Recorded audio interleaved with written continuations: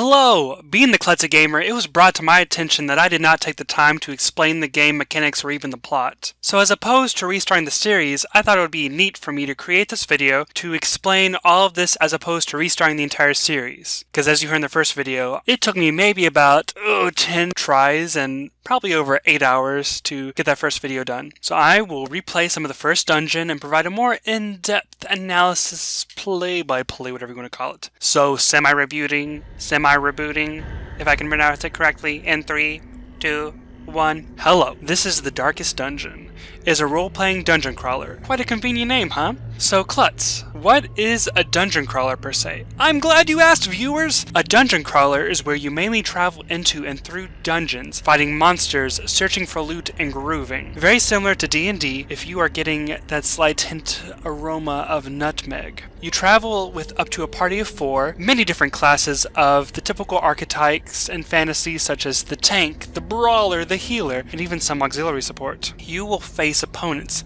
sometimes only 1 or sometimes up to 4. The goal is I feel like it's pretty straightforward. It's to successfully win the dungeon round, which can range from exploring to a certain percentage of the dungeon, defeating so many enemies, or taking on a boss. For our first map, our goal is reaching the end of this dungeon, which consists of a room which we are in, the hallway we must walk through, and the room at the very end of the hall. It's a kind of nice metaphor to always working on your next goal, which I think is what gaming is kind of essentially about. A little philosophy drop here. On a serious note, the main goal of the entire game is to reverse all of the crazy crap the narrator released in a dark portal, which of course is located in the darkest, hardest dungeon. Brigands have run up these lanes. Keep to the side path. The hamlet is just ahead. So, we use D to move forwards and A to move backwards. I would not recommend going backwards when you are in the darkest dungeon, but that's totally up to you. What you do on your own time is not my concern, because mine is trying to survive. The dungeons are always left to right, so we shall use D to move forward. So I got a little carried away with moving, and we are now in combat. Combat is turn-based. If you missed elementary school, this means that everyone takes a turn throwing a punch, because that's totally how the bully who lived a street over totally operated. Each hero has 4 attacks or types of abilities. The Highwayman provides range attacks and 1 melee attack which provides a bleed. Bleed is a condition which hurts an opponent over time if he can successfully hit the target. The Crusader, who's a typical brawler, mainly has melee attacks. He has 1 range, which affects the first 2 rows, a stun, and a defensive buffer, which also adds a mark. The mark means that enemies will be lured towards him, which will be helpful in some situations. My aim in this battle is to keep my opponent stunned.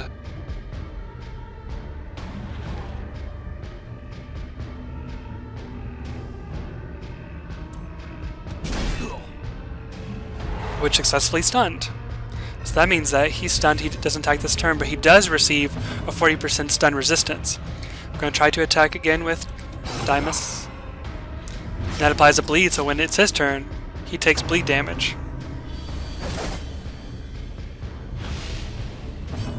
I'm going to attack him again, but this time I'm going to with Smite to finish him off.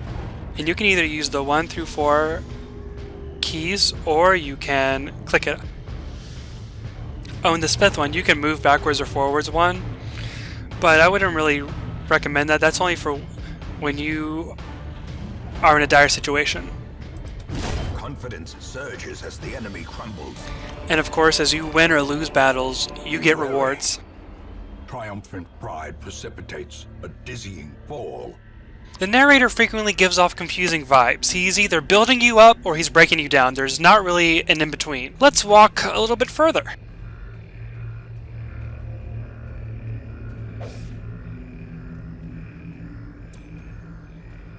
There are many interactive objects that you may come across. What we have here is a tent. A creepy tent, but nonetheless a tent. I'm going to press W to search the tent, or I can also click it. And what shall we find? More gold! Score! Nothing unchecked.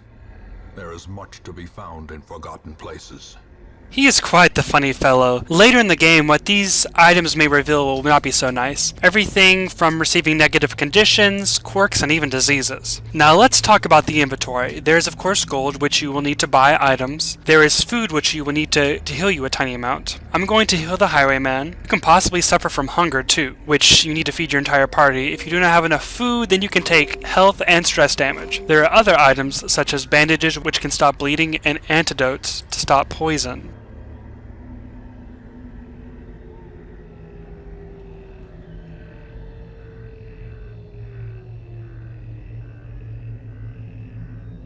So I'm going to come in here and we're going to look at some of their stats. So each hero has a quirk. Sometimes they're good, like 15% stun resistance. Sometimes they're bad, like he's a known cheat. He's not allowed to gamble while in town. Why would he gamble? So not only can you get health damage, you can get bleeds, poisons, diseases. You can get stress. So far, no one has gotten any stress damage. Why is that good? Because when it hits 100, your character is afflicted and they start doing crazy stuff. They may start, if they get like sadistic, they'll start stabbing themselves and like bleeding themselves out. If they are paranoid, they may not attack because they're too freaked out. All sorts of things like that that just add an extra element to the game as to why this is not your average dungeon like Crawler. It's not like you. Over here you find resistances, that how much are they able to take on. Up here are different attacks, and you can unlock. There are up to 1, 2, 3, 4, 5, 6, 7 different attacks. But you always start out with 4. There are camping skills that you have, like such as healing and removing target, bleeding and blinding. But we're not going to worry about camping. That's not until you get to a medium-sized dungeon. I'll talk about that more later. So that's that. These are some of the intros to the game. I'm going to look at something that I just noticed. Outfit! I didn't notice that they can switch outfits. Oh yeah, stylish. Let's see, what's his outfits? Okay, I like it. I'm always learning something new with this game. So I think I've kind of covered a lot of the basics. I've covered a lot about the town, and I'll slowly continue talking more about the town as more things are unlocked as they progress. So I hope that you continue to enjoy this series, and I hope that this has helped to be a little bit more helpful with understanding what exactly is going on. So I hope you have a good one and take care. Bye!